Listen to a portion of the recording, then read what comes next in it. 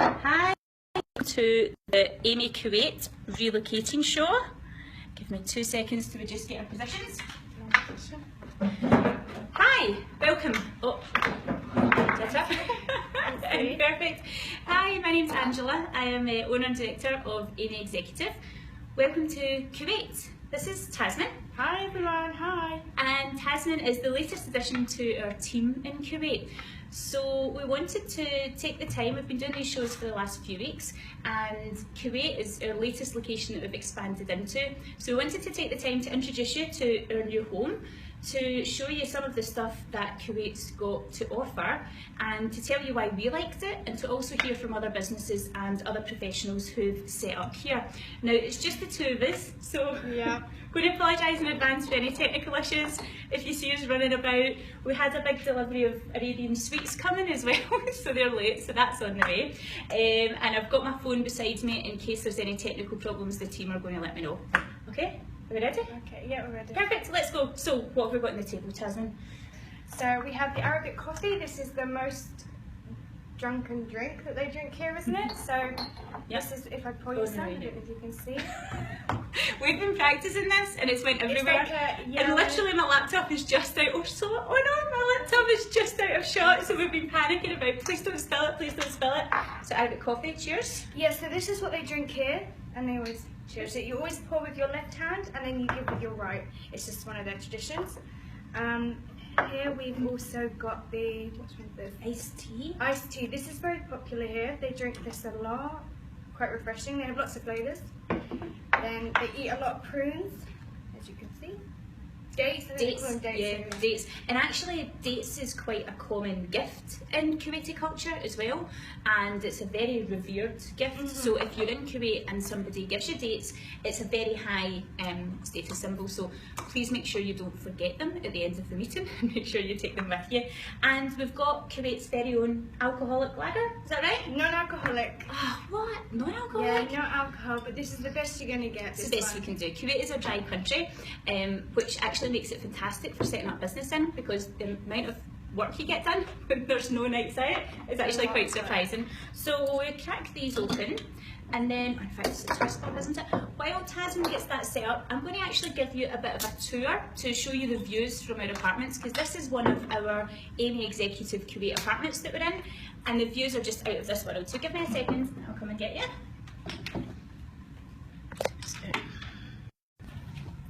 Okay, so we're in a location called Qasr City, and this is the view out of the side of our apartments, which looks over the Arabian Gulf. The Arabian Gulf in the Western world is commonly called the Persian Gulf. It's called the Arabian Gulf in the GCC countries, so just be sure not to make that mistake. And then out to the front we have views of the iconic Kuwait Towers. So obviously this, when you think of Kuwait, is exactly the kind of sightseeing attraction. And you can see, just if I take a step back, just how panoramic these views are. So it's a fantastic setting, right down to the beach, and then as an added bonus, out the side, you have this amazing city view. So I think there's a common misconception that Kuwait doesn't have any skyscrapers, or it's not a particularly built up place, and actually it's extremely built up. It's very well developed, and it was actually one of the first developed countries in the GCC, definitely before Dubai. Is that okay there? Yeah, perfect. Yeah. That's our dessert with me. arriving. Just in time. Perfect. So let's start off with some kind of general advice about doing business in Kuwait. So in Kuwait, Arabic is the official language, and it's very, very widely used. And English is very, very widely used. So although Arabic is the official language and most Kuwaitis speak Arabic, there's a huge expat culture, and also if you go to any events, they're mostly held in English as well. So it's very welcoming, because sometimes one of the fears of setting up in a country that doesn't speak your language is that there's going to be a barrier and nobody's going to be able to understand you. I have not had one situation where I have felt out of place at an event, or I have felt unwelcome because it's in a different language. Everybody's very accommodating, and particularly within the business community, it seems to be encouraged to host most things in English, so there's definitely not a problem there. Is that it? We've got our sweets. We just spent, I think, the equivalent of probably £20 pre-Brexit and probably the equivalent of like £560 post-Brexit on sweets. So I'll let you get them set up. So Kuwait is very relaxed about their time, so don't be offended if the Kuwait is late for you. we ordered these 2 hours ago. So other things in Kuwait, Kuwaitis are very into their culture, they're very focused on family, which is fantastic. If you're coming here, be very aware of this. Likewise, when you're greeting people, a handshake with a kiss on either cheek is usually the acceptable greeting. Unless you're a male and you're greeting a female, you should always wait for the female to approach you and put out her hand, which sometimes she won't do. It's just a cultural thing with males and female. But generally when it comes to Kuwaitis, they're extremely Yeah, that welcoming. also goes for the males. Always let the male ask for a handshake first or a kiss, because that's something that they. I don't know what word it is. It's like a cultural barrier, Yeah. isn't it? Yeah, it's just tradition for them. So families at the centre of Kuwaiti society. Kuwaitis in Kuwait represent about half of the population. The rest is made up of expats, which is predominantly expats from areas such as India, Bangladesh, and regions like that. British and US expats only make up, I believe it's only in the tens of thousands. Also, 70% of the Kuwaiti population is under the age of 34. That means that it's a very young community. Most business is done through Instagram. Nobody really even bothers with websites anymore. It's very focused on social media, and that has actually contributed vastly to one part of the economy, which we're going to be talking about later on. So will we go to our first part? Just scroll that. Yeah. I always forget we've got a touchscreen laptop and I'm acting like it's the old days. Okay, so we asked a couple of people who we know who are in business in Kuwait and who are also considering setting up in Kuwait at the moment. We asked them why they chose Kuwait as a location, and one of our friends, Richie Wilson, who is CEO of a company called Premier Fire and Safety Training, who operate throughout the Middle East, they are in the process of getting set up in Kuwait just now. So we asked Richie why he chose Kuwait above other destinations, and here's what he said. Yeah, so Richie said that coming here, after spending a considerable amount of time working in the Middle East, I was looking for a base to open a full-time business. This is something that's quite easy to do here. Another one is, after going on trade transmissions to Dubai and Kuwait, we have decided to open in Kuwait. I'm not sure why he's No, this is all the one quote, so then the reasons are... The reasons are many of this. Kuwait is a mature economy with a very stable... Hang on. Oh, sorry, I think we had a Wi-Fi problem there. Sorry guys, we're reconnected now. Sorry, yes, I think we got to like just the end of the third one. Just the fourth part, yeah. The most overwhelming reason is the scope and the scale of work available in the country. All of these combined make it an easy decision to start the business in Kuwait. So yeah, I mean, I think everything that he said there, we would really second that.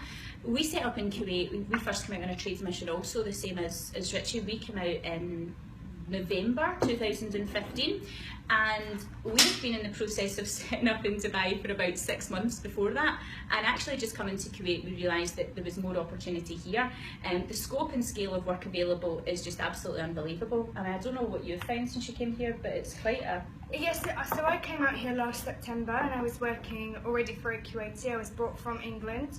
And then I actually moved here by myself in February, and getting a job is very easy as an English. If you've got qualifications, that's brilliant. That's what they always want. They see that English is quite posh looking, I think. They like English. So for me, I'm a teacher. It's very easy to find jobs. In fact, they call you a lot for jobs. If you put your name on a CV on a website, they're always calling you. So that's very simple. Which is very different from the UK. I mean, the UK job market is quite tough, especially for jobs like teachers. There's a lot of teachers in the UK who struggle to get even their traineeship for their first year. But in Kuwait, they can't employ fast enough, really, can they? No. And I don't think that's just because Kuwait is a very rich country. Obviously, it was very dependent on oil. Oil makes up a huge part of its GDP. but likewise they're very open to do business. You know, there's no sort of barriers and worries about an economy or worries about recession or anything. So our experiences when we first came here were, yeah, what a fantastic location, what a great opportunity to do business here, how welcoming the people were, and actually it was, for selfish reasons, it was quite an opportunity to be a big fish in a small pond, because you go to Dubai and Dubai is overwhelming. I mean, it's a fantastic location, and actually I think we're doing Dubai next week. But Kuwait has this understated charm to it, which we absolutely fell in love with, and it's almost as if Dubai is the glitzy glamour of London, whereas Kuwait is very much like Glasgow. It's like, you know, you get to know people, and once you know them and once they trust you, they'll do business with only you, so we like that bit. So a couple of bits of business advice if you're considering starting in Kuwait. According to the World Bank's Ease of Doing Business survey for 2016, Kuwait was actually ranked 101 out of 185 countries for ease of doing business. Now I know that that is something that they're actually working on in terms of making it actually easier to do business. But coming over here and setting up is relatively straightforward, which again we've got a quote from somebody later on to focus on that. So they're home to around 10% of the world's oil reserves, and business in Kuwait is largely centred on the oil industry, but there is big moves at the moment to move away from that and to make sure that the dependence on oil doesn't continue for the next few years, obviously with the problems of having the effects with the oil price as well. So we've got a couple of other points. I can see some comments coming through. My eyesight is so terrible, I can't actually read them. Can you see? Very different recruitment. I can't see in my eyes. Okay, I'll leave Tasman to read out two of the more quotes, so just this one and this one, and I'll come round and read the comments. Done that one, and then it's just these two. And then we get the comments. 2 seconds. So another major sector is including construction, finance and water. Business culture is very Arabic, so expats will therefore need to familiarise themselves with this and show respect for the local customs and business. Yeah, so just making sure that your kind of business etiquette is relative to the local customs. Okay, so the 2 questions that we had. Thanks, Gordon Higgins, for bringing up Brexit. Much appreciated. I'm trying not to talk about that for 3 weeks. So our colleagues at amiExecutive in the UK asked about the cost of living in Kuwait, because you're right, it is very, very different recruitment practices. It's a lot easier to bring people over. I've found the cost of living to be not as bad as I thought. The KD is an extremely strong currency against the pound, so it's actually more. How do you work out? So for 1 KDU now it's £2.56. 1 KD is £2.56. It used to be pre-Brexit it was £2.20. So it's one of the only currencies that's above the pound, whereas when you go to America and it's dollars, you know, the pound is £1, £1 is 1.2 something dollars or something like that. Yeah, so it should go the other way. So it makes you think that things aren't that expensive, but then you realise when you spend 5 KD in a taxi, that's actually now £14.50. So it's quite a lot. So Brexit's had an impact on that. In terms of Kuwaitis investing though, with the fallen pound rate in the UK, there's actually a big move in the Middle East now to invest some money into the UK market. It's coincided though with the end of Ramadan and particularly non-business time for Kuwaitis, because there's Ramadan, there's Eid, everybody's taking time off, it's spending time with family. So I don't think we've seen that sharp increase yet in the investment figures, in particularly the London market, but I think it will come. But yeah, please keep the extremely hard questions coming, guys. That's exactly what I expected, thank you. Because living with Kuwaitis myself, I know that they like the pound dropping because they get a lot more for their money. Exactly. So it works both ways. They love it now. They're all going to go there shopping and spend lots of money. Yeah, we don't like it because, for example, the Kuwaiti desserts at 7 KD, like that's £20. You know, it's crazy. We didn't show them. Oh, I've not shown them yet. Do you know what these are called? No, I think they have dates inside these ones. I think it's squash dates. Yeah. Okay. This is traditional. You eat this with Arabic coffee. You eat it. Yeah, I think it's time for a coffee top up as well. So some of the local business etiquette. Okay, don't worry about it. Some of the local, you feel lipstick on the edge of the laptop. Some of the local business etiquette is don't rush business negotiations. Always have patience and expect that decision making is particularly slow in Kuwait. This isn't just individual to Kuwait, this is very much a Middle Eastern thing, isn't it? People It's take their Kuwait, so time. they're very, very relaxed, so things go a lot slower than England, whereas England we would be rushing and panicking, thinking something's wrong, but here that's normal for them. It's totally normal. And then take time to get to know the Kuwaiti associates and build meaningful business relationships. I mean, when you come out to the Middle East, people say, oh, just be careful, you know, business is all about relationships. That's what business is about anyway, but in a country like this, it's even more so. And things like respect, that's the most important, isn't it? Very, very is, yeah. Yeah. A lot. And the work week in Kuwait is Sunday to Thursday, so don't expect a reply to emails on a Friday.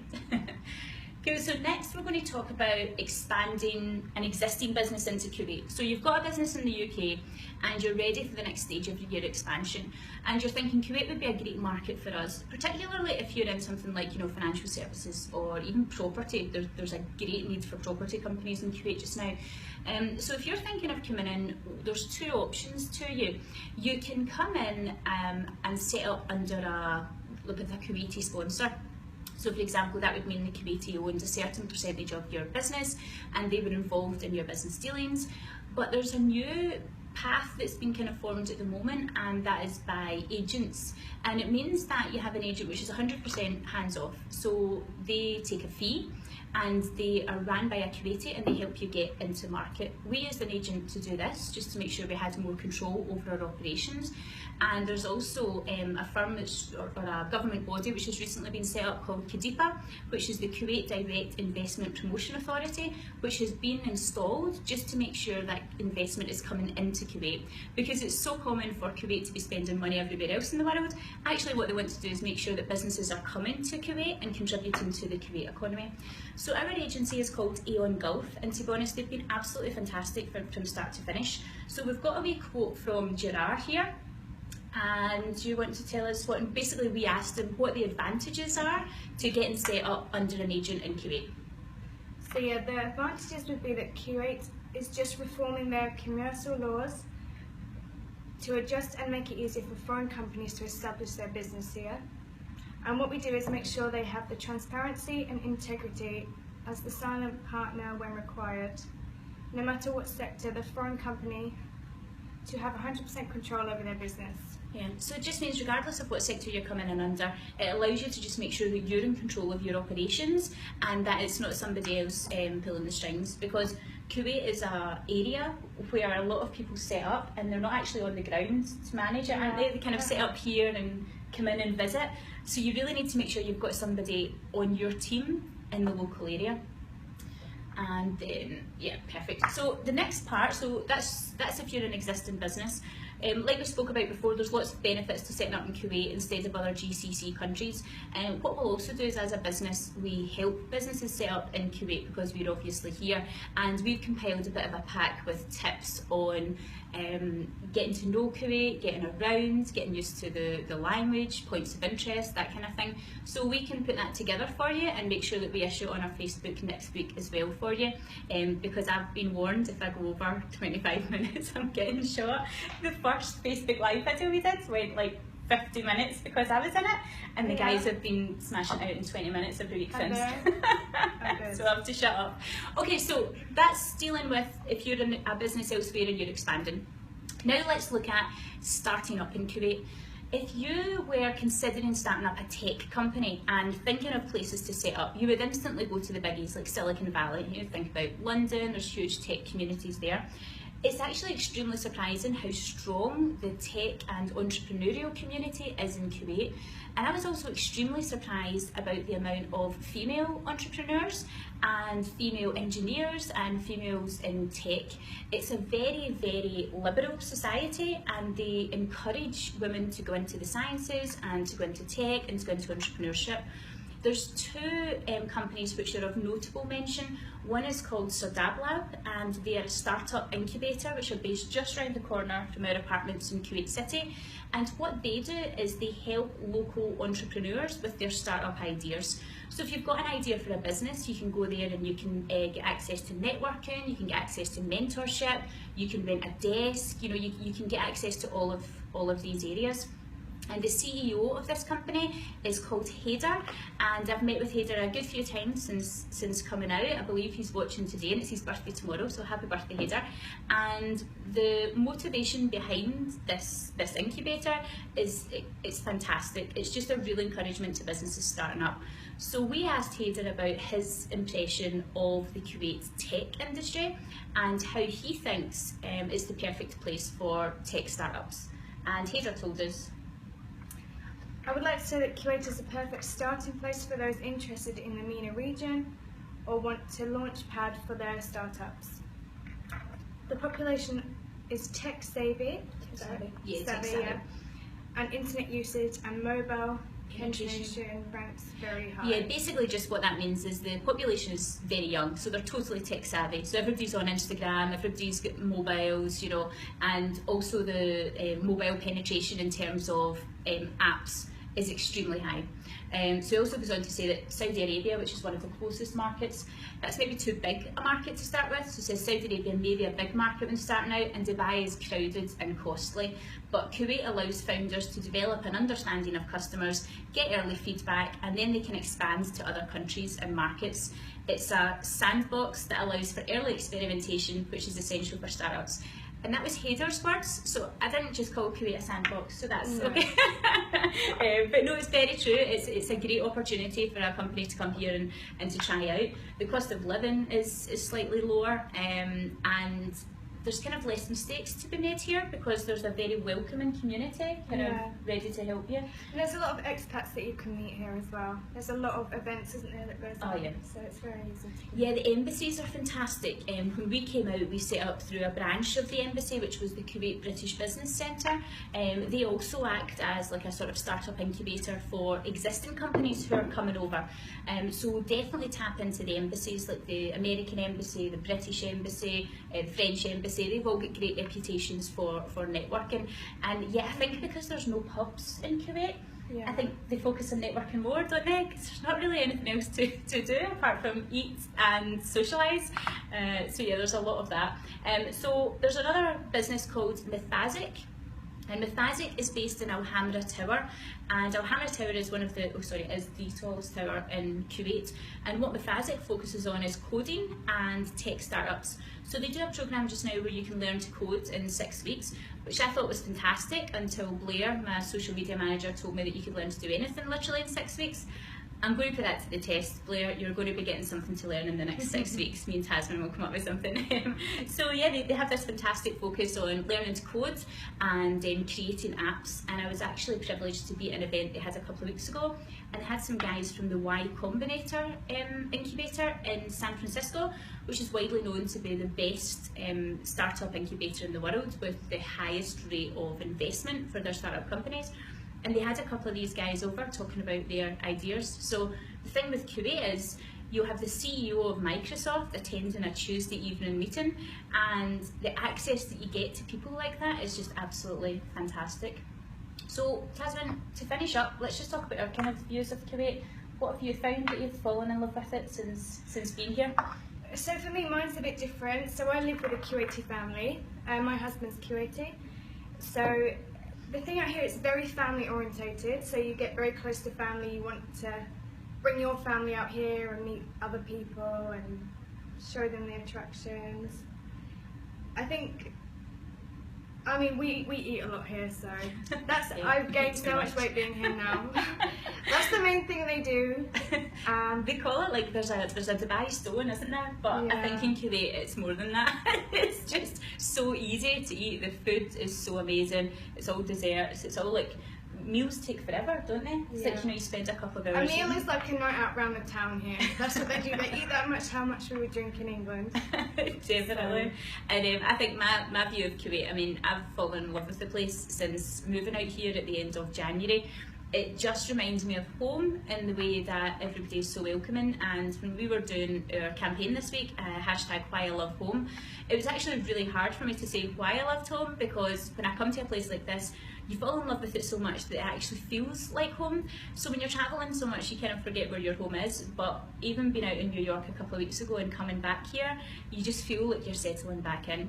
It takes a while to get used to the place. There are certain intricacies that you just need to get used to timing is one of them. Timing, clothing. I think clothing's very different. You end up dressing a lot more how they do here. For example, you want to wear longer dresses. You want to wear something that covers your arms a little bit more. I think that's more so. I don't know. That's more my side because I am in the Kuwaiti side. No, I think it's the same for doing business. I mean, you wouldn't want to go into a meeting wearing like a strappy top, but to be honest, you know, so many people say, oh, don't you hate that you have to cover up? And I don't cover up any more than I would for a business meeting back home, you know. If you're going to the beach, like there's beaches where you can, you know, wear bikinis and everything, so you don't have to cover up fully. And likewise, one of the interesting facts that I learned about Kuwait is a high percentage of Kuwaiti women wear the hijab, but it's actually become a bit of a fashion statement in recent years with the launch of Instagram. So before, people, females in Kuwait didn't wear the hijab so much, and actually now it's seen a rise in popularity over the last few years, which I think was fantastic. So definitely people in the West have preconceived notions of coming to a place like this and doing business in a place like this, but I can honestly say for us, it's been the absolute launch pad for us to expand into more locations, and it's definitely given us the confidence to know that going into a new market where we're accepted so widely as we are in Kuwait means that hopefully we're doing something right and we'll be accepted into a few more markets soon. So we're going to get back to our non-alcoholic beer and our amazing collection of dates. And I actually quite like it's beer. really nice. Really nice. It's really good. It's lemon and lime flavour, so it kind of tastes like a Corona on a really hot day, which is just perfect. Thank you so much for tuning in. I really hope we've given you an insight into why we love Kuwait so much, and I think the team are going to be doing Dubai next week. Any of these comments that I've not got to because my eyes are so bad, I'm really, really sorry, but have a great weekend and we'll speak to you soon, okay? Bye. Cheers guys, bye bye.